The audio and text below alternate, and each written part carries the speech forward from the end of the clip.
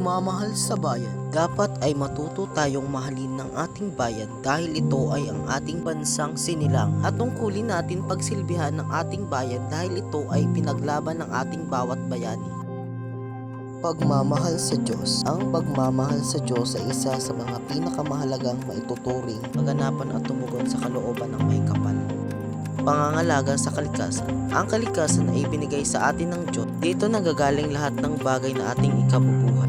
Kaya kailangan natin ayusin ang ating mga kapaligiran, magtapon sa tamang basurahan at maglinis ng kapaligiran upang maiwasan ang pagkalat ng mga basura.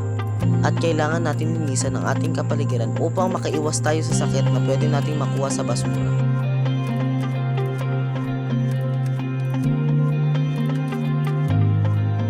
Ang paggalang sa buhay ay isa sa mga pinakamahalagang tungkulin natin dito sa mundo. Kailangan natin tulungan ang ating mga nangangailangang kapwa kung sakaling kaya din naman natin itong tulungan.